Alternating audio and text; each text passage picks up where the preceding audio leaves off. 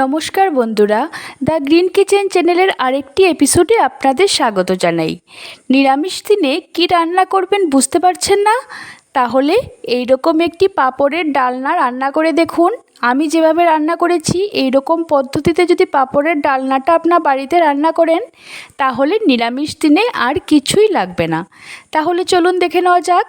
পাঁপড়ের ডালনা তৈরি করার জন্য এখানে আমি আলুকে লম্বা লম্বা করে কেটে নিয়েছি ছোট গোল গোল আকারের প্লেন পাঁপড়। প্রথমে আমি চুলাতে একটা কড়াই বসিয়ে দিলাম, একটু বেশি পরিমাণে সরষের তেল দিয়ে দিচ্ছি। তেলটা গরম হয়ে এলে আমি গোল গোল পাঁপড়গুলোকে মধ্য থেকে কেটে নিয়ে এরকম অর্ধেক অর্ধেক করে ভালো করে ভেজে নেব। তেলের মধ্যে পাঁপড়গুলো দিয়ে দুই পাশটা একটু উল্টে পাঁপড়গুলোকে হালকা করে ভেজে নিতে হবে। লক্ষ্য রাখবেন পাঁপড়গুলো যাতে বেশি কালো না হয়ে যায় বা বেশি ভাজা না হয়ে যায়। পাঁপড় ভাজা হয়ে গেলে পাঁপড়গুলোকে তুলে আমি রেখে দেব। এইভাবে করে সমস্ত পাঁপড়গুলোকে আগে ভেজে নিয়েছি।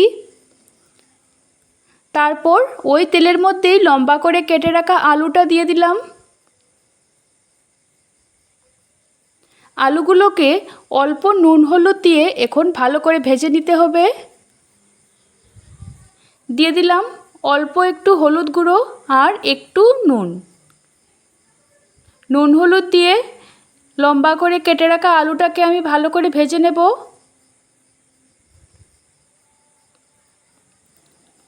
ভালো করে নাড়াচাড়া করে নিলাম। মিডিয়াম ফ্লেমে আলুটাকে এখন ভালো করে ভেজে নিচ্ছি। আলুগুলো ভাজা হয়ে গেছে। মিনিট পাঁচেক পরে যখন আলুগুলো ভাজা হয়ে যাবে আলুটাকে আমি তুলে নিচ্ছি। একটা বাটির মধ্যে তুলে রেখে দিলাম। নিয়েছি একটা মিক্সিং বোলের মধ্যে একটা বড় সাইজের টমেটো দিয়ে দিলাম। দিয়ে দিচ্ছি 4টা কাঁচা লঙ্কা, 1 ইঞ্চি পরিমাণে আদা আর অল্প একটু জল দিয়ে এটাকে একটা পেস্ট বানিয়ে নেব। অন্যদিকে আমরা ওই তেলের মধ্যেই রান্না করছি। যে তেলটা বেঁচে ছিল ওই তেলের মধ্যে দিয়ে দিলাম কিছু গোটা শুকনো মশলা, যেমন এলাচি, দারচিনি আর তেজপাতা। এলাচি দারচিনি থেকে দেখুন একটা সুন্দর গন্ধ বেরোবে। দিয়ে দেব হাফ চামচের মতো আস্ত জিরে। কম আঁচে এই গোটা মশলাগুলোকে আমি ভালো করে ভেজে নেব। ফোড়নটা ভাজা হয়ে গেলে আমরা যে মশলার পেস্টটা তৈরি করে রেখেছিলাম সেটা কড়াইয়ের মধ্যে দিয়ে দিলাম। আবারও ভালো করে মিশিয়ে নিচ্ছি।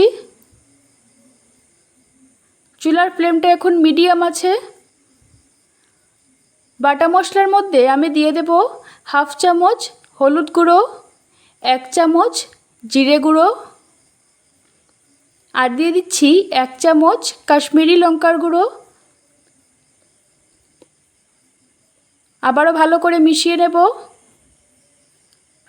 মশলাটাকে আপনারা যত সময় ধরে কষাবেন রান্নার স্বাদ এবং গন্ধটা ততই ভালো হবে। তাই কম আঁচে একটু সময় ধরে মশলাটাকে কষিয়ে নিতে হবে। মশলার থেকে যখন তেলটা ছেড়ে আসবে তখন আমরা ভেজে রাখা আলুটা এর মধ্যে দিয়ে দিচ্ছি। আবারও ভালো করে মিশিয়ে নেব। দিয়ে দিলাম পরিমাণ মতো নুন। ভালো করে কষিয়ে নিতে হবে। 2-3 মিনিট ধরে আমি মশলার সঙ্গে আলুটাকে ভালো করে কষিয়ে নেব। এই সময় আমি অল্প একটু জল ব্যবহার করছি যাতে মশলাটা নিচের দিকে লেগে না যায় এবং আমার কষাতে সুবিধে হয়। অল্প একটু জল দিয়ে আমরা আবারও মশলাটাকে ভালো করে কষিয়ে নিচ্ছি।